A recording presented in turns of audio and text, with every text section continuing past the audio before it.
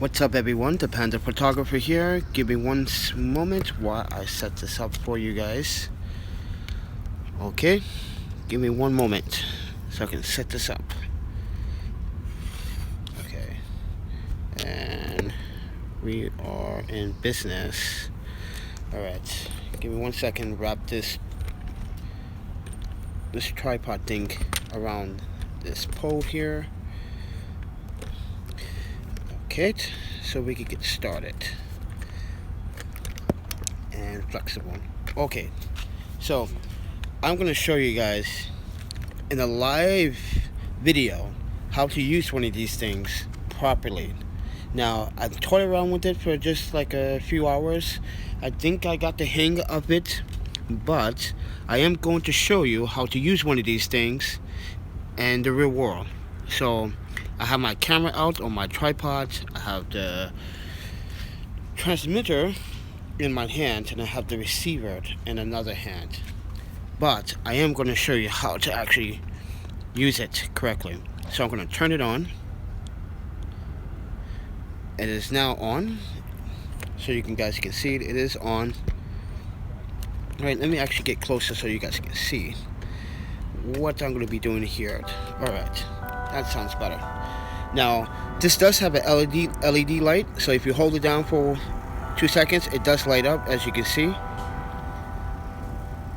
But the strangest part is that it doesn't want to turn off when you hold the button down. That's just weird, so you have to like turn it off to turn it, which is inconvenient. But we're going to turn this on. I still have it on channel 15. Now, just to let you guys know how this wireless remote shutter timer works. So delay means basically if you want to delay shots, between shots, and the time between intervals, between times of each shot, you can set that up. Long is how long you want to actually keep the shot open. Same thing like bulb in a sense, but not really, just depends. Intervals is between shots. So if, like I showed you earlier today, if I'm shooting at 2.5 seconds shutter speed at say like f8 at ISO 100, and I need 5 seconds, so it would take 2.5 seconds to open, and it takes about 1 second to write to my Lexar card, but it depends on SD card. So keep in mind that it does depend on how fast your SD card is going to write, and I suggest 95 megabits and higher when doing long exposures or time-lapse photos. So keep that in mind. I am going to press that. Then this is how many photos it can take per shot, per interval, sections. They are called sessions between each one. So I can repeat it also, or I can go with the second roll of shots as well. But in this case, this is single shot. This is multi shots when you're doing HDR photos. This is bulb. Bulb means you can keep it as long as you open it as long as you want, based on, you can program it. Basically, if I want to keep it open for 2 minutes, I set it for 2 minutes. They get a nice doing like light painting exposures when I'm doing night photography, when I'm doing also light painting in night photography. This is the timer. This is the channel, but right now set on intervals between each shot. So 2.5 seconds, 2.5 seconds shutter speed between each shot. So I did the math. 5 seconds is like the sweet spot for each shot, in my opinion. So take this with a grain of salt. Now, when I'm using this, I can just go, okay, I want to change it now. I want to go down to 4 seconds. And if I want something a little bit more faster, light trails when I'm doing night photography, but as I said, it's based on taste. But hands-on, this thing is pretty useful and pretty reliable, to be honest. I I found it to be, even though the build quality is not that it's not great, but it is better than nothing in most cases. But yeah, it's pretty much a good, well plastered design. I'm really happy that this pretty designed does have a power off and on switch, unlike the other one that I showed you earlier in the video that does not have a on and power switch. But other than that, so far I do like how it feels in the hand. I have an option to just like press a button when I want, take a shot when I want. I don't have the camera on, but you can see how it looks. But here's the best part, is that at night I can turn the LED light on, which I'm going to conserve battery. So this is the upsetting part about this remote. So I should be able to turn it off, but it doesn't give me the option to turn off the LED light. I have to physically turn off the device in order to get the light to turn off, which is very disappointing on both transmitter and receiver. So keep in mind, if you do buy one of these, you're going to have to turn off the light, especially if you're going to use it at night.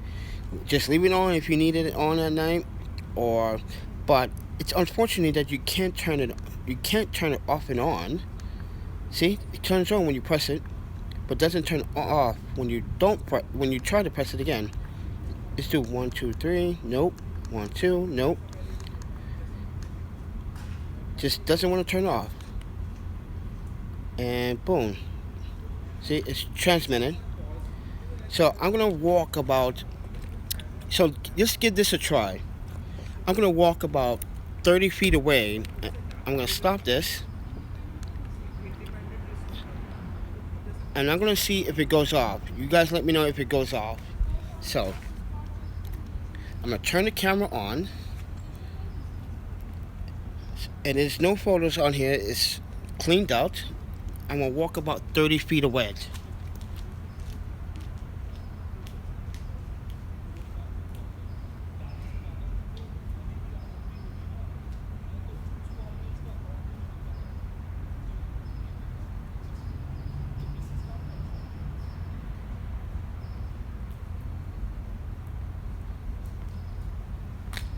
I have walked 30 feet away and pressed it, so it should be going off, but it's not. So we just tested it. I just tried it again.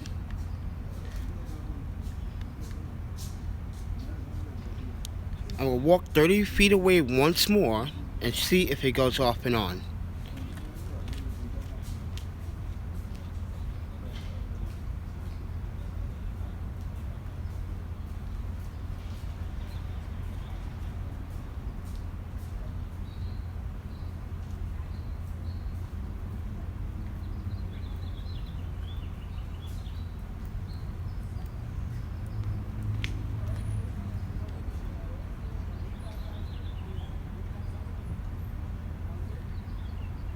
Okay, so I walked about 25-30 feet away from the camera.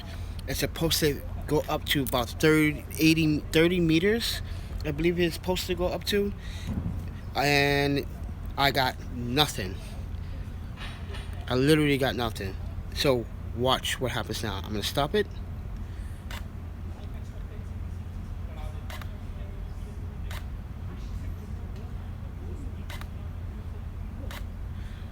So you guys hear it. Now I'm going to stop it. Now I'm going to walk 30 feet away once more and try it.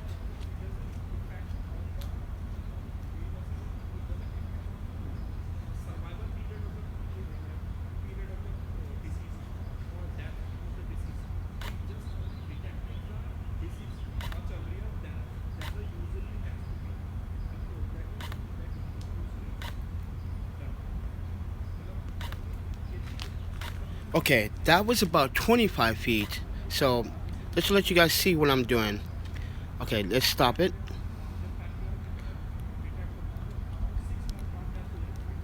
I'm gonna walk literally 20 to 35 feet away. And you can see that I set up the transmitter.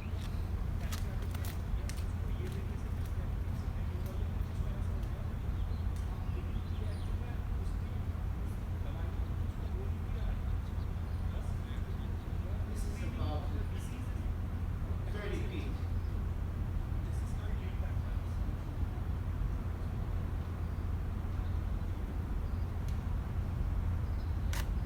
Up.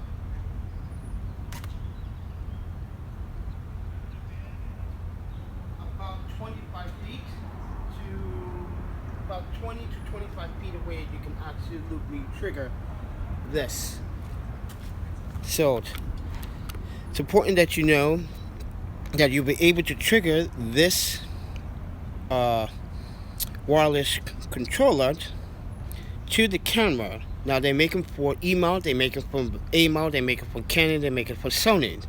So if you guys are really thinking about buying one of these, think about what I just showed you in real time. So just try it again.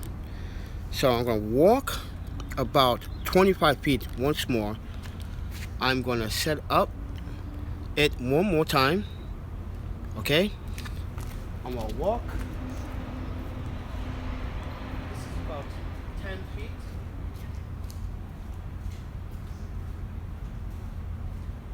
This is about 25, 20 feet. 30.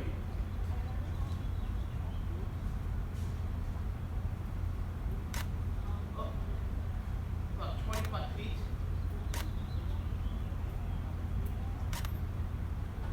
About 25 feet away. That it worked. Not really estimated what's on the box, so don't believe what it says on the box. But it didn't want to communicate when I walked to my left. When I was over there by the grass, it didn't want to communicate over there. I think it needs to be in line of sight, because I think what is happening is the transmitter is sending out signals going horizontally in like a 45 degree angle. So let's try it one more time. I'm gonna walk 15 feet from my side to my right. I'm going this way to my right.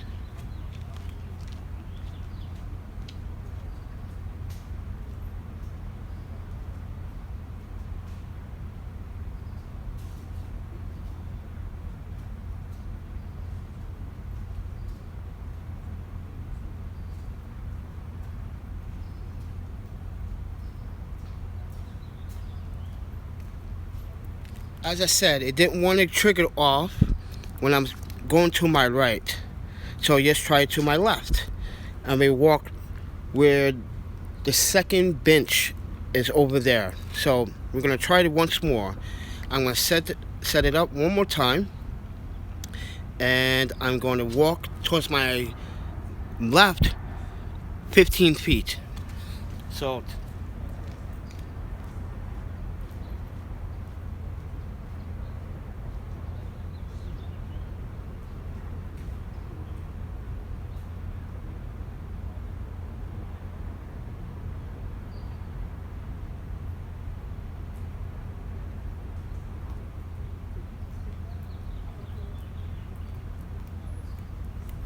once again, it didn't go off, and look, the timer is going off.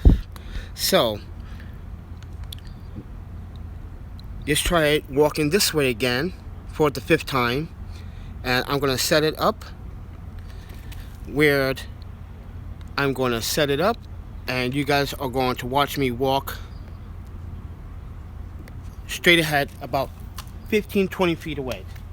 This is 5 feet. 10, 15, 20, 25, 30 feet.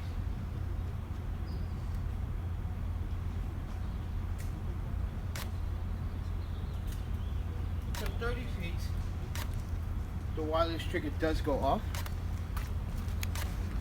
You can see it going off. So it doesn't work to your side. You have to literally trigger it and the front of you, where the receiver is actually going out like this.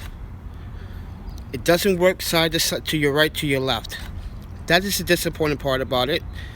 I thought this is a 2.4 wireless transmitter device, but it's not that great. But for 30 bucks, for $30, it's not bad.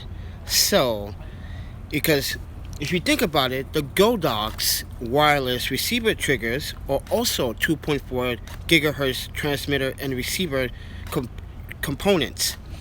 They can absolutely reach right to left, front to back. But this one probably has like a very cheap BCB motherboard inside, so it doesn't really sing the signal out very great, especially this transmitter. This is the transmitter, so don't recommend doing anything or walking to the side. Make sure you trigger it off first, then set it up. But other than that, we're gonna stop it. I'm gonna actually reformat the camera, because we took about, how many shots we got? 56 in total.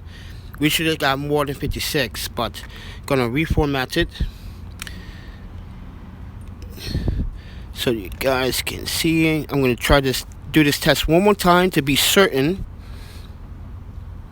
I'm gonna do the test one more time to be certain, so you guys can make the decision for yourself if you want to purchase one of these for your Canon, for your Nikon, for your Sony, for your Pentax, for your Fuji. So, okay, you got that cleared. Now, once again, I'm going to show you guys the settings on here. So this is the delay shots between shots. This is the set of how long you want the shots between each shot to be. The intervals is between shots based on your camera settings, like I have it on 2.5 second shutter speed, ISO 100. So I set it up for 4 seconds because it takes 2.5 seconds, and then approximately with my Lexar SD card slot, which is 150 megabyte SD card, it writes to it within a second. So in 4 seconds, it should write to the card instantly.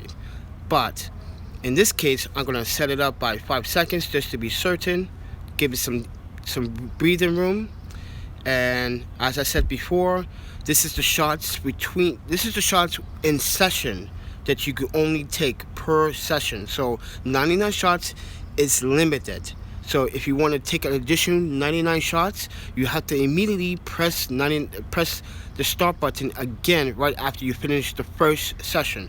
But keep in mind, you have a second session here that you can take 99 photos of, so that you can start over. But as I said, this is the single shot. This is for HDR shots. This is for bulb mode, how long you want the shot to stay open. Note that you can also plug this directly into this, so therefore you don't have to use the receiver to actually trigger. You can actually lose this as well, but in this case we're going to plug this in here because we want to be wireless. And we are going to set up we're not going to set up the timer, but we are going to do intervals. So one more test to be certain that this is going to work. So I'm going to walk that way further. Now, if I'm correct, give me one moment. I'm going to show you what it says on the box. Okay, it says 80 meters, right? 2.4 gigahertz transmitter. This says 80 meters plus. So keep in mind. So 80 meters is how many feet, everyone? So I'm gonna walk 40 feet.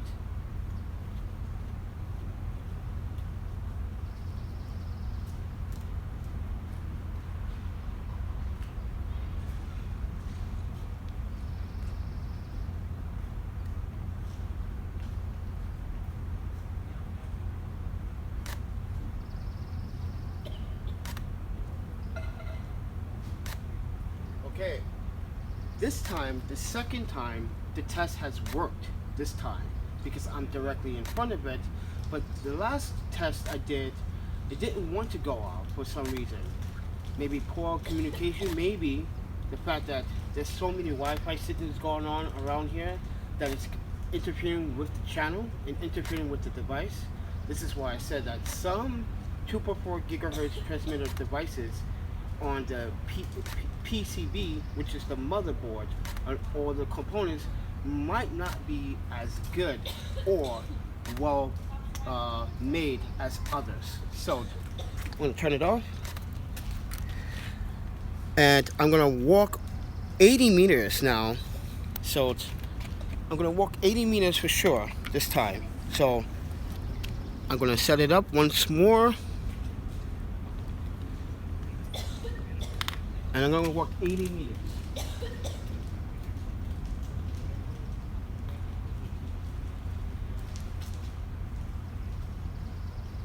Not exactly 80 meters, 60 meters.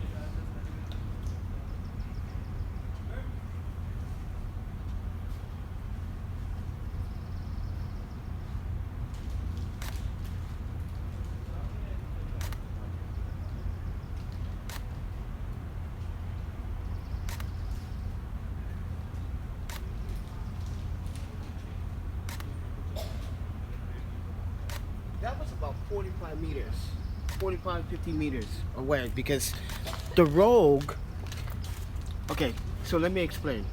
So the Rogue wireless filmmaker's kit set can reach over 100 meters, okay? Keep that in mind. So this one is saying 80 meters. So if we're going to reach 80 meters, I'm going to go as far back all the way into the corner this time. I'm going to stop, okay, and let you guys hear it. I'm going to set it up, and I'm going to walk 80 meters exactly.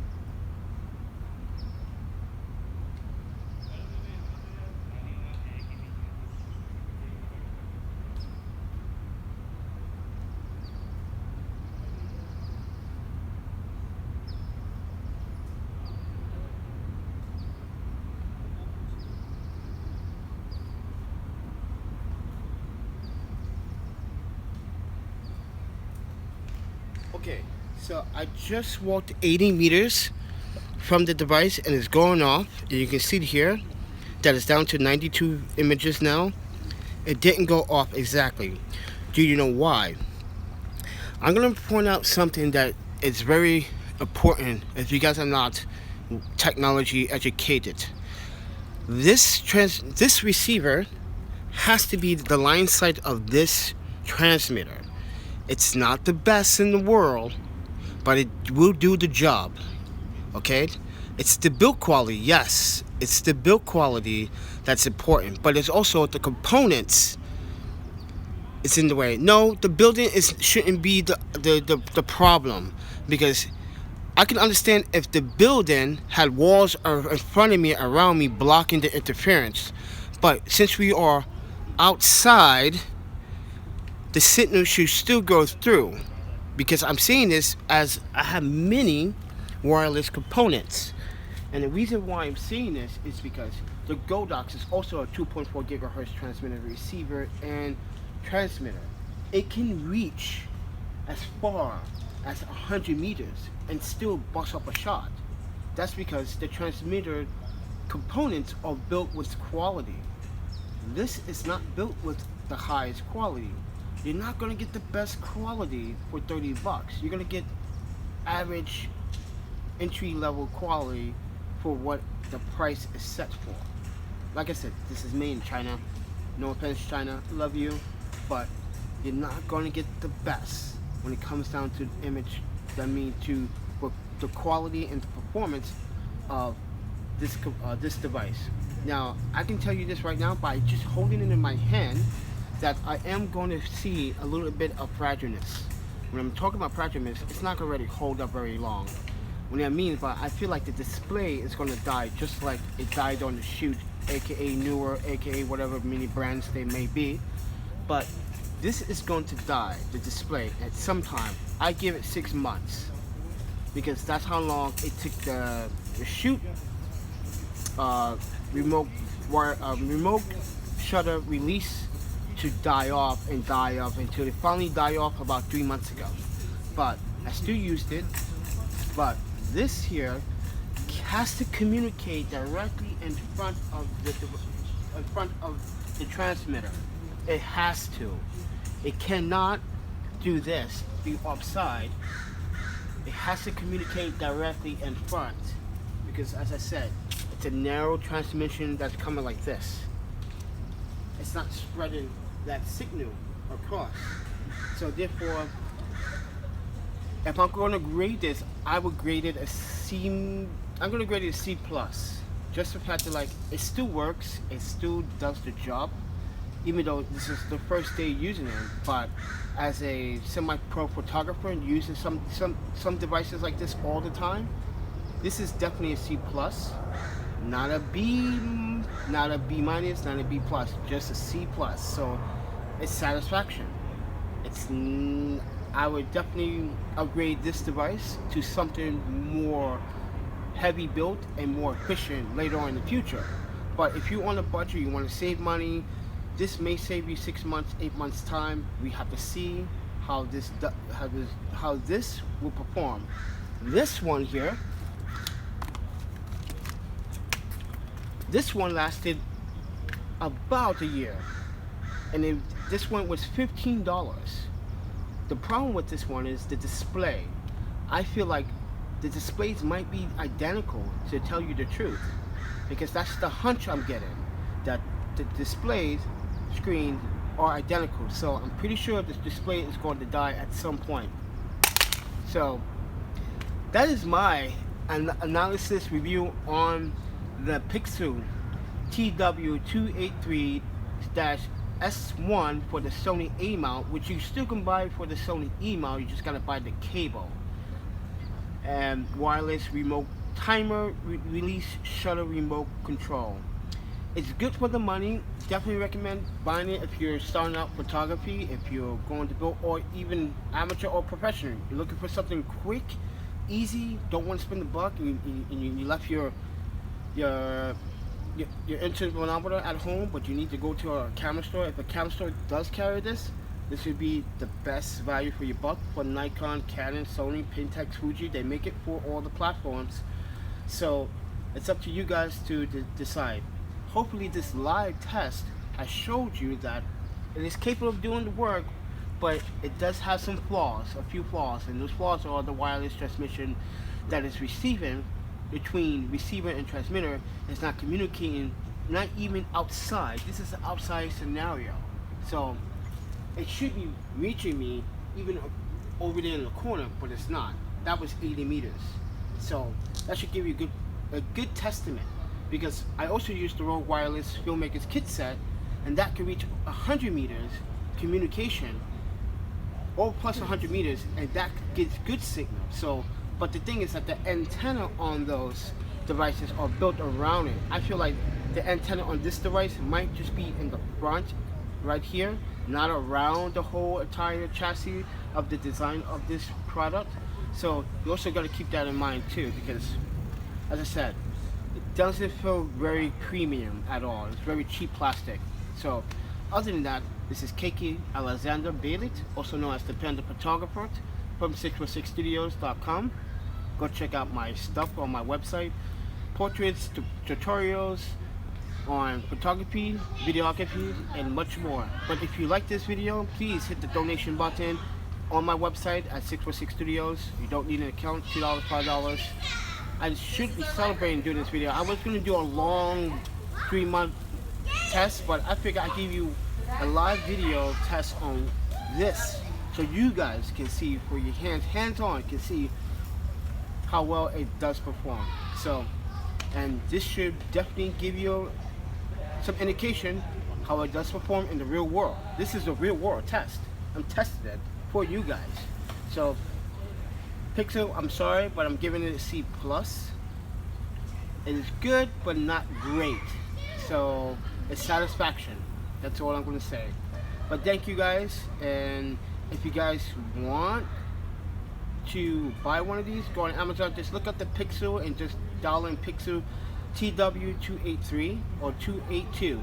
So either one. So thank you for watching, guys. See you guys in the next one.